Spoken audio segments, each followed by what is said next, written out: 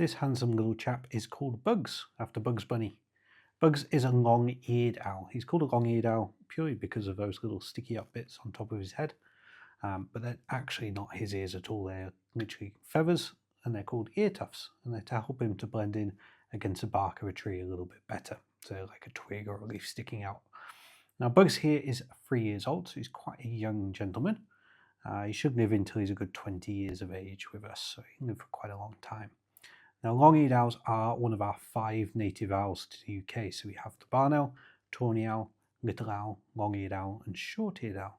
And I think Bugs here, the long-eared owl, is one of the most striking owls. A few of those ear tufts combined with those big orange eyes are a very, very distinctive little feature. You can see by the coloration on his feathers here, he'd be perfect hiding against the bark of a tree.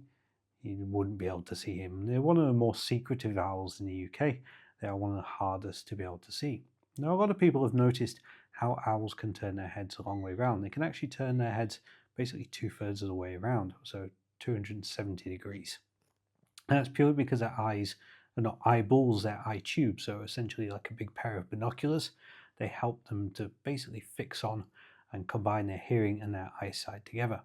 So they have a lot more bones in their neck than we do, and they also have specialized blood vessels as well, which enable them to keep the blood supply going to their brain whilst their head is at the extreme rotations. So he's a very handsome chap, aren't you, Bugs? You'll also be able to see his little eyelids there. A lot of people notice how owls don't necessarily blink, but you can see they've got a second set of eyelids, a nictitating membrane that goes across their eye that helps them to essentially keep their eyes wet and still remain completely focused on their prey and where they're flying to.